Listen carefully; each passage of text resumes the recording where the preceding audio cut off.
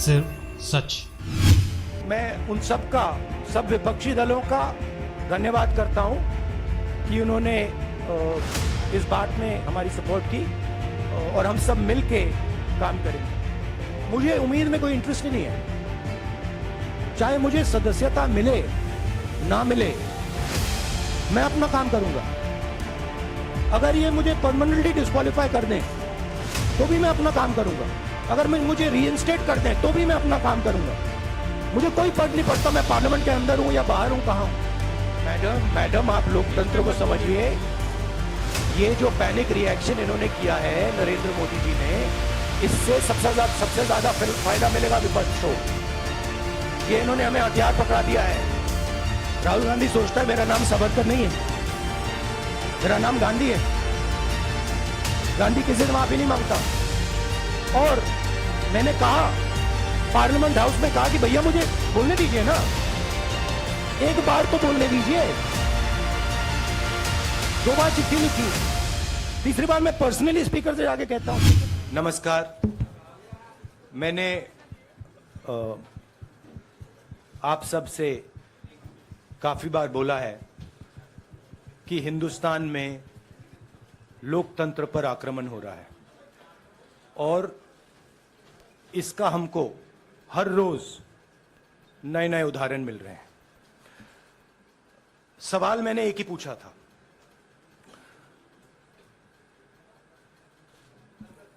Foundation पे जाता हूं, अदानी जी की शेल कंपनीज हैं, अदानी जी की शेल कंपनीज हैं, उसमें 20,000 करोड़ रुपया किसी ने इन्वेस्ट किया।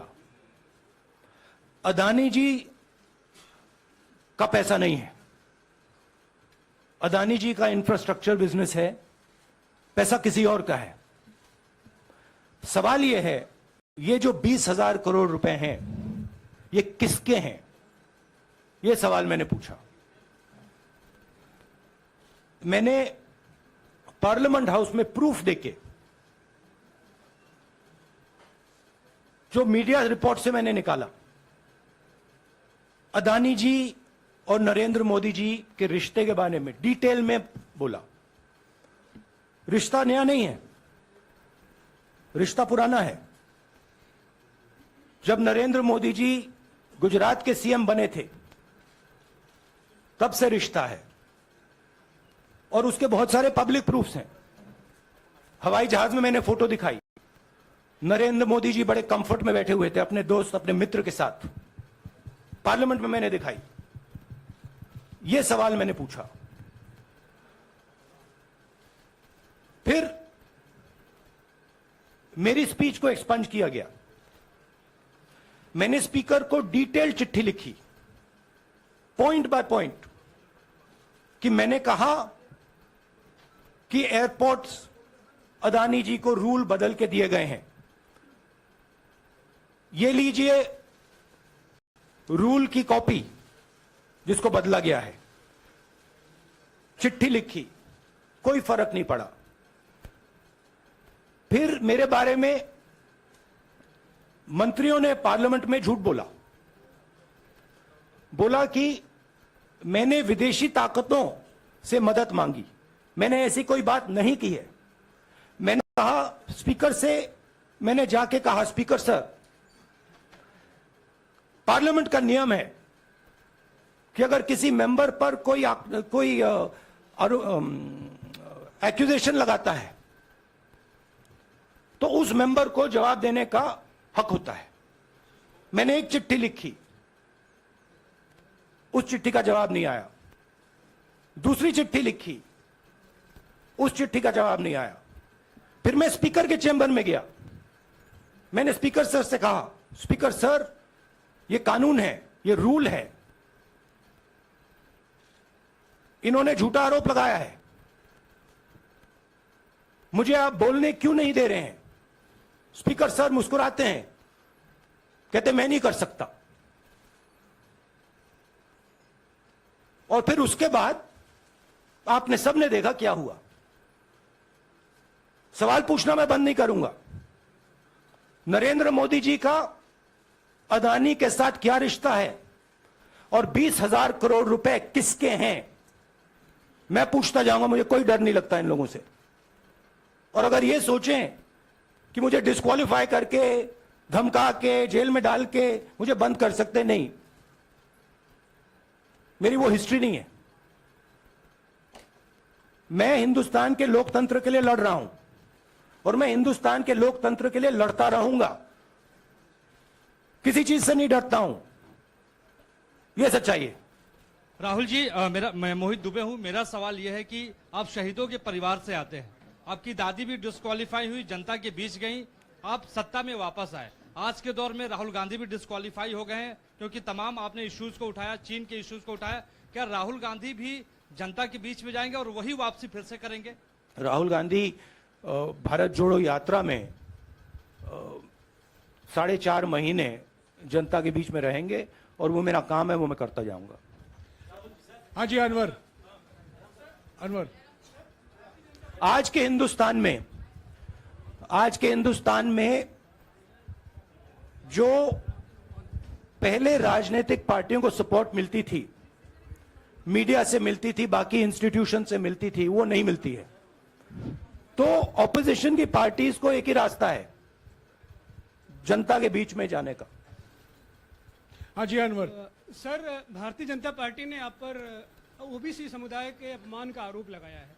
इस पर आप क्या जवाब देना चाहेंगे भारतीय जनता पार्टी को? मैं पिछले भारत जोड़ो यात्रा में, आप मेरी कोई भी स्पीच देख लीजिए, मैं वहां कह रहा हूं सब समाज एक हैं, सबको एक साथ चलना चाहिए, भाईचारा होना चाहिए, नफरत नहीं होनी चाहिए, हिंसा नहीं होनी चाहिए। तो मेरी पोजीशन बिल्कुल क्लियर है। ये ओबीसी का मामला नहीं है, ये नरेंद्र मोदी जी और अदानी जी के रिश्ते का मामला है।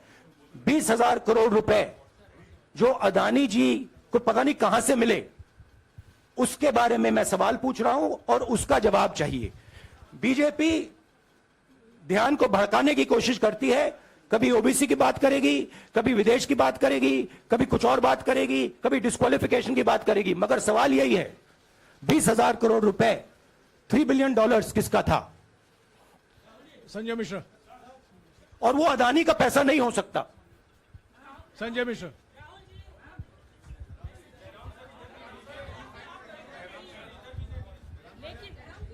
आपने कहा आप डरते नहीं हैं, लेकिन स्टेट के टारगेट पे है और स्टेट आपके खिलाफ है, पूरी स्टेट, पूरी मशीनरी आपके खिलाफ है। ऐसे में आपके सामने चैलेंजेस बहुत बड़ा है, तो रास्ता क्या है, रणनीति क्या है? देखिए भैया, चाहे स्टेट हो, चाहे कुछ भी हो, मैं सच्चाई को देखता हूं। मुझे और किसी चीज में इंटरेस्ट नहीं है, मैं सच्चाई बोलता हूं। राजनीति में यह फैशनेबल बात नहीं है, मगर यह बात मेरे खून में है। मैं और कोई रास्ता निकाल ही नहीं सकता हूं। तो मेरा काम यह है, यह मेरी तपस्या है, जीवन की तपस्या है, उसको मैं करता जाऊंगा। चाहे मुझे डिस्क्वालीफाई करें, मारे पीटे, जेल में डाले, मुझे कोई फर्क नहीं पड़ता। मुझे अपनी तपस्या करनी है। इस देश ने मुझे सब कुछ दिया है। शांत हो जाइए। इस देश ने मुझे सब कुछ दिया है, प्यार दिया है, इज्जत दी है, इसलिए मैं ये करता हूं। हाँ, Supriya. Sir, Rahul sir, BJP के जो लीडर्स आप पे अटैक कर रहे हैं उस पर आप क्या कहेंगे? और इसके अलावा वायनाड, वहां पर जब से खबर गई है, वहां पे लोग बहुत डिसबिलीफ में हैं, प्रोटेस्ट भी इरप्ट हो रहा है। आप अपनी कॉन्स्टिट्यूएंसी के लोगों को क्या कहना चाहेंगे? नहीं, मैंने सोचा है कि मैं अपनी, देखिए, मैंने कॉन्स्टिट्यूएंसी में भी बोला कि वायनाड के लोगों के साथ मेरा पारिवारिक रिश्ता है, फैमिली प्यार का रिश्ता है। तो मैंने सोचा कि मैं वायनाड के लोगों के लिए अपनी एक चिट्ठी लिखूं उनके लिए कि मेरे दिल में उनके लिए क्या है। तो वो तो मैं रिजॉल्व कर दूंगा। उनका, देखिए, बीजेपी के नेताओं का काम यही है। देखिए, वो सब नरेंद्र मोदी जी से डरते हैं, कारण आप जानते हो। नरेंद्र मोदी जी ने कहा कि देखिए, ध्यान हटाना है। वो सब जानते हैं अदानी जी और नरेंद्र मोदी जी का रिश्ता, सारे के सारे जानते हैं क्या रिश्ता है, सब जानते हैं, मगर डरते हैं। तो अगर नरेंद्र मोदी जी ने उनसे कहा कि भैया ध्यान उधर करो, ध्यान उधर करेंगे। मगर सवाल यही है 20,000 करोड़ रुपए किसका है? हाँ जैनेंद्र राहुल जी पूरी कांग्रेस पार्टी, सर पूरी कांग्रेस पार्टी ये कह रही है कि आप चाहे वो गुजरात की कोर्ट ने आपको सजा सुनाई या आपका निलंबन हुआ, ये सब कुछ केंद्र सरकार प्रधानमंत्री के इशारे पर हो रहा है। लेकिन बीजेपी कह रही है कि कानून ने अपना काम किया है। तो जो ये दलील है कि कानून ने आपको सजा दी है और उसी की वजह से आपका निलंबन भी हुआ है, इस पर आप क्या देखिए, कहेंगे? कि आपको लगता है कि लीगल PM के मैटर इशारे है, पर ये हुआ है। लीगल मैटर है। मैं हिंदुस्तान के लीगल सिस्टम को रिस्पेक्ट करता हूं। मैं लीगल मैटर पे इस प्रेस कॉन्फ्रेंस में बात नहीं करना चाहता हूं। हाँ संजीव, अगर आपके लीगल सवाल होंगे तो आप हमारी लीगल टीम से पूछ लीजिए। संजीव 1 मिनट संजीव।